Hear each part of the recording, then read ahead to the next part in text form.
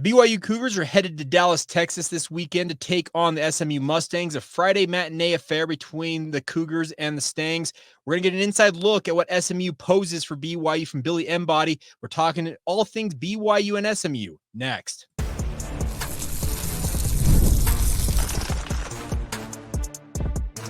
You are Locked On Cougars, your daily podcast on the BYU Cougars, part of the Locked On Podcast Network, your team every day.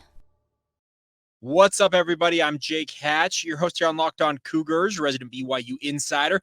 Thank you for making Locked On Cougars your first listen and or view of the day, and appreciate all of you who are everydayers with us right here on your original daily podcast focused on the BYU Cougars. Today's show is brought to you by our friends over at FanDuel. Now through September 22nd, all FanDuel customers can bet $5 and get a 3-week free trial of NFL Sunday Ticket from YouTube and YouTube TV. Visit FanDuel.com to get started and take advantage of that offer today. All right, please welcome in a special guest on today's podcast. He is Billy Embody from On3 Sports. And Billy, I wanted to start off by asking you, SMU is now a member of the Atlantic Coast Conference, or the ACC as they probably are preferring to call it. How has the experience been overall for SMU so far in their new conference home? I mean, it's been unbelievable. You know, SMU has waited a long time to be back in a power conference, and they're the only program outside of BYU, actually, that is now back in a power conference from either independent or group of five that has national championships under its belt. So that's one of the reasons why SMU's administration, coaches, people that support the program all felt like they needed to get back there at some point. This is a program with a lot of history. They've made all the investments you could possibly ask for to an extent in this program and all the different athletic programs in it. I mean, they've spent, probably $500 million close to it in facilities alone over the last decade and a half. I mean, that type of investment that SMU's made, and they'll continue to do that as the waters get settled with revenue sharing and things like that, and people know what that looks like. But between NIL, facilities, coaching salaries, and booster support, they want to run a high-level Power 4 program. And that's what they're committed to. That's part of the reason why the ACC wanted them. That's part of the reason why the Pac-12, before that fell apart, wanted them. And quite frankly, if it wasn't for Baylor, TCU, and Texas Tech, most of the Big 12 would probably want a team that is this committed to winning, and they're going to try to find a way. You know, they let go of Rob Lanier after 2 seasons, after a 20-win season this year, because they said, we want to go get a coach who's done it at a high level. And they went out and got Andy Enfield. They're giving Rhett Lashlee all the support he could possibly need. It's an exciting time to be covering the program. I did go to SMU, so it feels really like some validation to cover them as long as I have and stick with covering them. And now they're in a power conference. So that has been nice as well. But overall, I mean, it is the most exciting time in SMU history since the death penalty, quite honestly. Now, you said you're an SMU alum. This is a university. It stands for Southern Methodist University. So it has religious roots, obviously, in BYU, sponsored by the LDS Church out here in Utah, the Church of Jesus Christ of Latter-day Saints. Do these two universities, I know they're not in the same conference, but do you get any sense that they kind of share a similar, I guess, mission in a way? Yeah, I mean, SMU is an interesting just university overall. I mean, it is a very wealthy, affluent, university. I went there on a full ride actually, and so was really lucky to have that in my pocket, so to speak. But they're also a school that pulls from all over the country, probably like BYU does. I'm not too familiar with it, but SMU's 2 largest states outside of Texas are California and Florida. They go coast to coast. They've done a lot more in the Northeast and the DMV and a lot of Chicago influence now kind of coming into the picture as well. So, I mean, SMU is truly a national university. They really like to go out as well and get kids from, international, and bring them in like most universities. But, where SMU has really kind of separated itself, I feel like is just kind of a commitment to having, this impeccable university, from a buildings and facility perspective. When I was there in from 2010 to 14, there was a lot of building going on, a lot of new areas of the school, the sports management major was just started. They've done a lot of investing in facilities, and not only on the athletics front, but academically as well. I mean, they just completed an incredible overhaul of the business school, which is one of the best in the country. It's all brand new facilities for that entire business school, and they've just done that throughout the campus. And it's a really, I think the thing that's nice is it's not tiny. It's not 1,000 kids or something like that. It's about 5,000-6,000 plus graduate, plus law school, things like that. And so you kind of get to know a lot of people, and the connection building that you can have in Dallas is really a big part of the mission. It's so much more about connections and building those relationships than in the classroom. I mean, everybody can get their flowers for performing, and I certainly didn't, but there is a lot of truth to the fact that you can build connections that'll absolutely change your life at SMU, and I think that's a big piece of BYU as well. Well, I was going to say, I think any BYU fan listening and or watching this is like, yeah, that sounds pretty good. That sounds exactly what BYU is doing. I know BYU has 32,000 students, but the whole philosophy sounds very much the same as what SMU is gunning for. And yes, BYU polls heavily, as you mentioned, from all over the country, internationally as well. So yeah, I think these are two universities kind of a like mind in a way. Now, members of the ACC, they aren't going to be pulling revenue from the ACC for the time being. How is that going to go down? Can you? I'm curious about this myself. Just how are they going to fund things in the interim? So this has kind of gotten a lot of coverage, and people have talked about, they're buying their way in. Well, they're really not buying their way in if they're quote unquote giving up money, or they were treated like a charity case because they aren't getting money or whatever. But the reality is that SMU is earning $7 million a year from the AAC total. That's what they were getting. The boosters, the donors, they help pump money into the program. Rhett Lashlee now makes around $4 million. So there's got to be money at play, right? Plus the facilities that have been built. They're a private school. There's no state funding for any of that. All that being said, SMU is getting money from the ACC. They are giving up their tier 1 revenue rights, which is around $35 million a year that they don't get. What they do get is around $15 to $20 million a year, depending on college football playoff and NCAA tournament performances and all those different things, as well as the ACC network and its performance. That's where they get that money, which is, at least double of what they were getting in the AAC, where the $200 million comments come from, and the $159 million that SMU raised in the past year for athletics. That is all, hey, we're going to, close the delta of what everybody else in the ACC gets from the TV revenue. And you guys are going to have all of that. And quite frankly, more, because this university, like I said at the beginning, is committed to winning. And one thing they got handed the bill for as well is they got into the ACC. They agreed to these terms and all those things. And then they said, by the way, you have to build a command center for the TV networks and the ACC network so that everything can be run from one room. Well, that room cost about $23 million. So they had to renovate an area on campus, and it actually just got written up as one of the tops in the country. So they don't have a problem spending, and it is an incredible investment in the future. I mean, for SMU to also now be associated with the Miamis, the Dukes, the UVAs, the UNCs, all of these great, universities, for the most part that are in the ACC. I mean, that's who SMU wants to be associated with. And so from that perspective as well, there's a lot of synergy with the conference, partners and SMU now. Last thing for me on this front, and then we'll get actually into the game itself. Speaking of BYU and SMU, has there been any trepidation from SMU since they joined the conference of all the rumors, the lawsuits being filed by Florida State and Clemson? Is there any trepidation about the future, obviously, of their home in the ACC?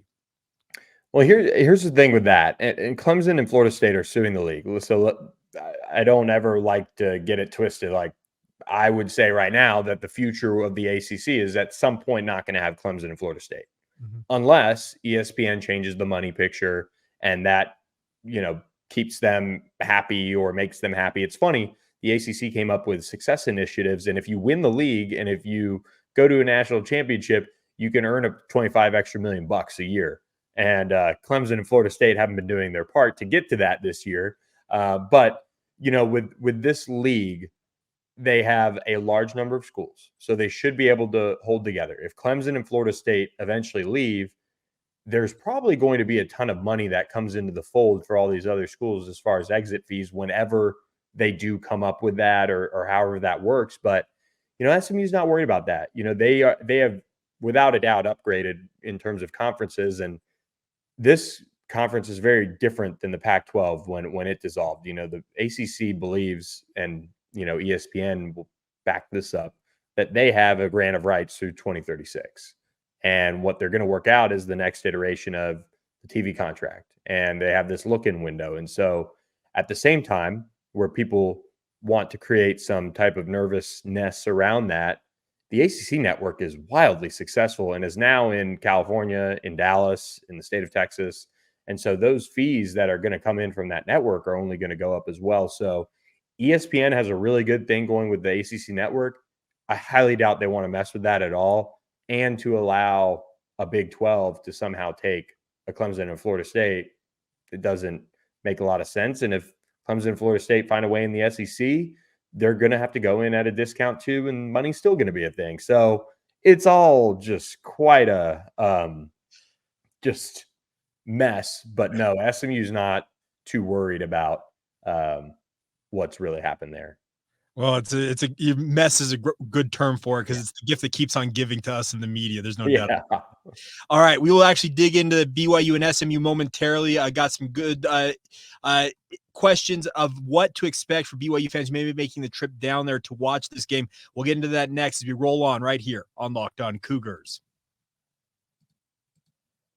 Today's show is brought to you by our friends over at eBay Motors. Now, passion, drive, and patience, the same things that bring championships to you on the football field is what keeps your ride or die alive, and that's where eBay Motors comes in. And it's everything you need to maintain your vehicle and level it up to peak performance right now. Superchargers, roof racks, exhaust kits, LED headlights, and more. Whether you're into speed, power, or style, eBay Motors has got you covered. With over 122 million parts for your number one ride or die, you'll always be guaranteed to find exactly what you're looking for. And the best part is with eBay Guaranteed Fit, your part is guaranteed to fit your ride every time, or you get your money back. Because with eBay Motors, you're burning rubber, not cash. With all the parts that you need at the prices you want, it's easy to bring home, make your car the MVP and bring home those huge wins with our friends over at ebaymotors.com. So keep your ride or die alive once again at ebaymotors.com. Eligible items only, exclusions apply, and eBay Guaranteed Fit is only available to U.S. customers. Thank you once again for making Locked On Cougars your first view and or listen of the day. If you have not done so already, check out our sister show, the Locked On College Football Podcast. Spencer McLaughlin getting you up to date on everything going on in the college football universe. It's available wherever you get your podcasts, also available on YouTube, and it's proud to be part of the Locked On Podcast Network, your team every day. All right, continuing on now with Billy Embody from On 3. And Billy, I wanted to ask you, in terms of this game coming up between BYU and SMU through two games has rotated quarterbacks. Now, most programs out there will tell you if you have two quarterbacks, you don't have one, but it seems so far so good for the Mustangs rotating these two QBs. Yeah, the Nevada game was an adventure, and I was talking about this with some other people this week. The thing that has hurt SMU is not rotating quarterbacks; it's Preston Stone starting slow, and that's kind of been the thing that against Nevada. Throws an interception on his first pass. Then they gave him another drive. He went, I think, 3 and out. And then they rotated. And then on their fourth drive, they were able to score a touchdown. And that kind of got them going a little bit. But they were on their heels from that standpoint against Nevada. And then, Houston Christian, they go out 3 and out on the first drive. Houston Christian gets a couple first downs when they get the ball. And then, defense shuts them down. And then they pour it on and roll. But I don't think the two quarterback rotation is really hurting them. I think it's more just being loose and ready to go from the start. That has been something that, for me, going into this game is hugely important. I think BYU is a physical, mature football team that if SMU starts slow and BYU says, okay, all right, here we go, we can take advantage of this, that's where it gets a little dicey. So I think it's worked out well as far as rotating them. I think the big thing is they've got to start fast offensively. What is it going to take? Because Preston Stone was a guy that in the preseason, I would read up on these previews, and they would talk about him as a fringe first-round NFL draft prospect. What's been the key to get him going in these games? What do they need to do to get him going earlier, as you mentioned? Yeah, I think that's a good question. They've had Brashard Smith have some success running the football. He ran for over 100 yards this past week against Houston Christian. I also feel like Preston has to take some higher percentage throws. He likes to make the big play, and he has not necessarily been able to find the routine throw, underneath, across the middle, things like that early on. And so setting himself up with a nice confidence booster would really go a long ways. We're going to see a lot of Preston Stone. We're also going to see SMU go with Kevin Jennings a little bit. And Kevin is very good at the underneath and the intermediate throws. He needs to work a little bit more on his deep ball. But, SMU has a system that is really unique, just the power spread with Rhett Lashlee. And sometimes they don't find that underneath throw as much as maybe they should. And, Preston's got to find that. So Rhett Lashlee needs to scheme up some opportunities for him early on. Now, you mentioned Brashard. He is absolutely dynamite. I watched a lot of that game, and he's got 175 yards on the season already. Was he the guy who was kind of expected to be the guy at running back? Because there's also a bunch of guys who have yardage in terms of the running game. Is it more by committee approach, and he just happens to have the biggest game so far? Yeah, they do rotate, but Brashard Smith is so explosive. I mean, he's a one of the top return men in the country. I think he's leading the country in PFF grade as a running back right now, which is really impressive as well. This is his first time playing running back in his college career. He was a slot guy for Miami, super explosive, but they felt like with what he could do with the ball in his hands, they wanted to give him a go at running back, and it's worked out really well.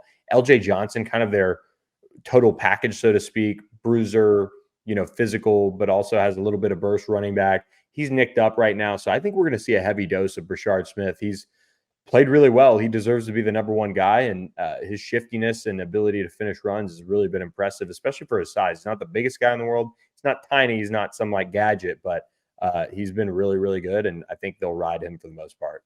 Now, I know a lot of the offense is predicated on RPO, just based on what I've seen in that Nevada and also the Houston Christian game. And that lends itself to the QB run game a little bit. And we do, if you look at the stats, you see both Preston Stone and Kevin Jennings both have had some success on the ground. How much is it a true, there's actual QB run element to this offense, or is it all predicated off that RPO action? Yeah, I think for me, you look at the two different quarterbacks that they've got, and Preston does a lot better, kind of a traditional drop back passer, and they take a little bit of RPO decision making off of his plate and let him not freelance, but he does a good job extending plays, and he's very unique in his ability to do that. And he hasn't been running the football that much. He did run it a little bit late in the Nevada game, and he's got some size to him now, and he's an older quarterback, so he can certainly run the football a little bit. Kevin's got the suddenness, the ability to move around and make people miss. I mean, it was Houston Christian over the weekend, but there are still some athletes out there that, looked a little foolish trying to tackle Kevin Jennings. And he made some runs last year that were impressive, but he really moved around very well against Houston Christian. I think that built his confidence up in that regard. He is really good at the RPO. He's really good getting out on the edge with different options and different reads. And so, you could argue that Rhett Lashlee's offense might be a little bit better suited to fit him in terms of what Rhett probably wants to do overall. But Preston's done a really nice job, and is a veteran guy. He's got the experience, and so they've been playing both because they're both playing well. But they do have different skill sets as well that they feel like can help them be successful. Now, for football fans of a certain age, the name Russell Maryland will stick with people, but RJ Russell Jr. is the leading receiver for this team. Now, he's a tight end, just like his dad, but I've been really impressed with what I have seen from him so far this season. It seems like he is far and away the number one option in the passing game. Yeah, he is so far. I mean, this is an offense that has been waiting for a wide receiver to step up since Rashee Rice left, for the NFL, and SMU hasn't gotten that number one guy. They've seen flashes from various guys at different points in their career, whether it be Romello Brinson or Jordan Hudson or Jake Bailey and Roger Daniels or Moochie Dixon and Keyshawn Smith. They haven't gotten it, but they do have two really talented receivers in Romello Brinson and Jordan Hudson. Moochie Dixon and Keyshawn Smith are both talented, but they're not as consistent, I feel like, as Romello and Jordan are. But RJ Maryland's a complete stud. He is what you draw up now as the prototypical NFL tight end, kind of like a shorter Kyle Pitts type. He's not as, lanky and long as some guys are. I don't know his exact measurements, but he's probably around 6'3", but he can run, he can move around really well. And when you find a matchup that is working, it's usually very successful for SMU. And there are games that, like if you watch the Nevada game, he can take over. And SMU's looking for that, from him more as they get into this point of the season. They've got to have him be one of the best players on offense. And, I think he's shown that ability to against Nevada, and he's trying to build off of that now as the power conference games begin. Now, flip it over the defense for just a minute. I want you to correct me if I'm wrong in this, but what I have seen from SMU's defense so far is it's a pretty vanilla scheme. And I mean that meaning they feel like they've got a very good set of athletes, and they're just going to go out there and essentially out-athlete you and just make plays. Am I right in that assessment? And just what do things look like defensively for the Mustangs? Yeah, I think for me, this defense, they've kind of had an interesting start to the year. Nevada put them in some difficult situations. They were a brand new coaching staff with a bunch of new players. Mm-hmm. Their quarterback was much better than they anticipated, I think, running the ball. And that turned them into a defense that had to sit back on the defensive line and not, rush and be all aggressive and things like that because they were getting burned. And so that scaled that back. They had some first game tackling issues, but they were able to, right the ship. And if not for what turned out to be a phantom spitting call on Brandon Crosley, they would have shut them out in the second half against Nevada. And then they played really well against Houston Christian. And I just think we don't know enough about this defense yet. Okay. They have depth. They have talent on the defensive line. They have their entire linebacker unit back, entire safety unit back. They're a talented bunch. Corner is a question, but we haven't seen it all be stressed yet by a complete football team. Like BYU can run the ball. They have a quarterback who's coming in with some confidence, and he threw for a heavy, yardage output against Southern Illinois. But we haven't seen SMU face a team that's complete offensively, and BYU is the first team that at least comes in looking like that. I think for SMU's defense, where they're going to have an opportunity here is Jake Retzlaff isn't the most mobile guy from what I've seen.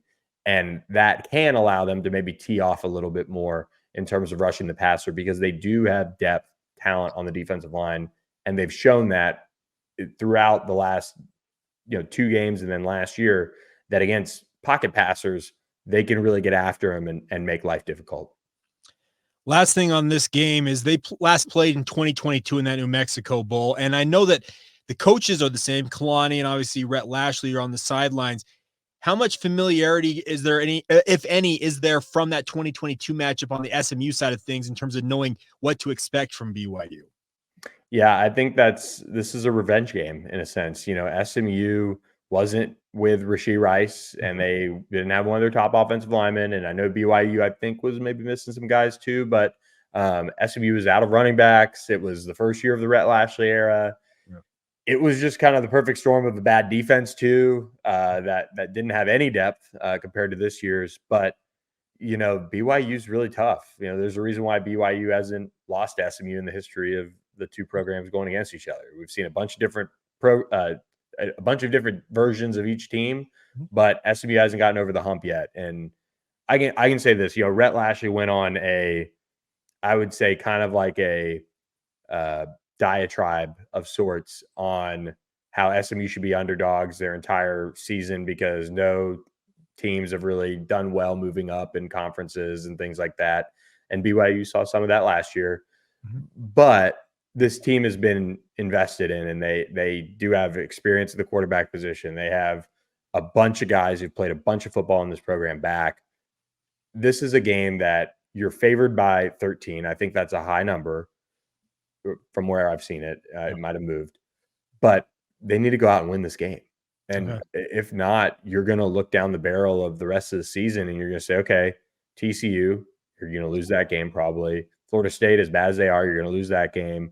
because this is a good measuring stick from a standpoint of physicality, nastiness, assignment football that SMU needs to prove that it can deal with and win, especially at home. So it's got all the things. It's got revenge that they need, to get the first win in program history, but it's also it's a complete like confidence riding type of game for where this program is from a talent level. So a lot on the line here for Rhett Lashlee. I think it's an underrated game in terms of maybe where this season could go versus, the opposite direction of where it can go. All right, we will get some final thoughts, a prediction or two on the game as well. We'll get to all that momentarily right here on Locked On Cougars. Today's show is brought to you by our friends over at FanDuel. Now, FanDuel is here for you guys, no matter what you're into when it comes to your sports gambling needs. You hear us talk all the time about what they offer to you guys as America's #1 sports book. They got a special offer that's kind of unique. Right now, you can go through September 22nd. All FanDuel customers, all you got to do is bet $5 and get a 3-week free trial of NFL Sunday Ticket from YouTube and YouTube TV. Then with the YouTube TV base plan, you'll be able to watch every regular season Sunday afternoon out-of-market game when it comes to your NFL needs. All you need is a Google account, a current form of payment, and of course, you can cancel at any time. Don't wait. Like I said, this offer is only available until September 22nd. $5 bet, 3-week free trial. Nothing better than that, my friends. Visit FanDuel.com to download America's #1 sportsbook right now. That's FanDuel.com, and I take advantage of that offer for your NFL Sunday Ticket.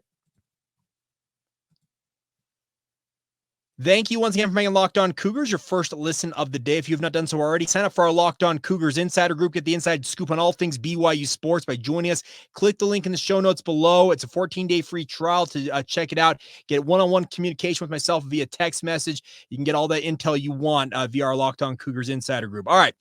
Final stanza here with Billy Embody from On 3. And Billy, you kind of referred to it just barely, talking about what SMU is looking at in this game. So, with BYU going down there, and if I'm not mistaken, this is the second time the Cougars will have been playing down there at Gerald R. Ford Stadium. What are going to be essentially the keys to SMU getting over the hump and getting their first ever win over the Cougars? I think for me, SMU has to start fast. And the reason why is because BYU, plays with a tempo that is going to grind you down. And if you're behind, if you're trying to play catch up, it's going to only make it more difficult, and it's going to play into the hands of BYU. If SMU can start off and go down the field and maybe score a touchdown, or even if they're moving the ball and come away with the field goal and the defense is playing well and kind of set a tone early that is in their favor, that's where I think SMU will have an opportunity to win this game. I don't see it being like Nevada, where they can come from behind by 14 in the fourth quarter to win the game. I just don't. BYU is too physical running the football. They slow the tempo down enough. They're well coached. They're not going to let up enough for SMU to do that. A fast start is imperative for SMU on both sides of the ball. Now, if a BYU fan is going down to this game, give them one or two things you would say either see/do/eat down there in the general vicinity of SMU. Yeah, it's quite the area down there. You could get super fancy with it, or you could be super casual. But if you're coming into town, go to the Boulevard. I know BYU will probably have their own area. It's away normally from the Boulevard. Go over to the main drag of campus, which is a tree-covered, basically shady lane down the middle, and just walk the Boulevard. And people will be very friendly to you, I'm sure, and offer you some food or whatever. And I think that's a big thing to see. A lot of opposing fans, especially this year as a bunch of ACC fans come to Dallas now, that's the thing that SMU fans are generally pretty welcoming to everybody but TCU fans, I'd say, and Baylor and those type of former Southwest Conference rivals. But for everybody else, come enjoy, talk some ball, watch some ball with the TVs, and just enjoy the Boulevard. And then, there's some good eats around campus. I would say if you're looking for a sports bar to watch some games, there's Good Buy Horses, Milo's, Barley House. There's also some good Tex-Mex with Banditos or Mi Casina. And, it's good Tex-Mex to an extent. There's some other better Tex-Mex, but you get the whole experience at some of those places. And, just enjoy Dallas. I mean, it's a city that has a lot to do. So if you're coming in early, There's museums, there's Clydeborn Park, there's all sorts of things to do. So definitely check it all out. Now, in terms of just real quick, the fan support, have they seen an uptick essentially in fan interest since joining the ACC? Yeah, 100%. The Mustang Club hit an all-time high of members at 5,000 over the summer. So that's stepped up. Ticket sales are at an all-time record. And for SMU fans, I mean, at the home opener, it was Houston Christian, and it was Labor Day weekend, and a lot of other things people could be doing. They could be at the lake, whatever. And it was a solid 27 announced, I think 27 something thousand people in there. And Ford's not the biggest stadium, and the student body is 5,000, but they set student attendance records last year. And I think they scanned around 4,000 at some of the big games last year. So you're talking about 80% of the students showing up, and they're going to be behind BYU's bench too. So that's another thing that is actually pretty cool about Ford, is they've kind of matched it now where the home sideline is generally pretty well filled. And then the end zones are kind of, I think that's where they've moved visitors and they've done some different things. So, but for BYU, I think this game is going to be crowded. The one X factor is high school football in Texas this Friday, but fan turnout, I mean, they were winning last year, and it was the worst home schedule in history of SMU football. I mean, it had to have been. Not only did they get, some programs that nobody wants to watch, quite frankly, but they also got 11 a.m. home games. It was hot. It was the worst. This year, they're getting some night games, got some big opponents. The Florida State game is almost sold out. TCU's sold out. BYU is close to a sellout. So people should be there. It should be a good atmosphere.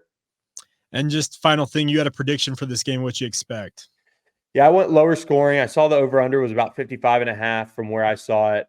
I've got SMU 31-20. I think this defense is not getting the credit it deserves early in the season. And I like BYU's run game. I think they're going to put together some 12, 15 play drives, 2 of them probably, that will have SMU fans throwing remotes at TVs and things like that. But they've just got enough depth to kind of weather that storm at other points. And I do think Jake Retzlaff being a little bit more of a pocket passer can help SMU's defensive line tee off a little bit more. So I'm interested to see how BYU tries to get them off balance, maybe some screens and things like that. But yeah, I think SMU's offense is going to be able to make enough plays if SMU's defense can, play that style of football. It really all depends on SMU's offense starting fast and channeling that confidence. If they don't, it's going to be a dogfight. It's going to be one anyway. But I just have some trust in this SMU defense. All right. Well, we'll see how it goes. Billy, thank you so much for carving out some time to join us here, and we look forward to catching up with you down the road, hopefully. Anytime. Thanks for having me. All right, that's Billy Embody. I'm Jake Hatch. A big thank you to all of you for tuning in and making Locked On Cougars your first view and or listen of the day. Of course, we will have plenty more coverage in the lead up to this game against SMU. And of course, thank you for being everydayers with us right here on the Locked On Cougars podcast.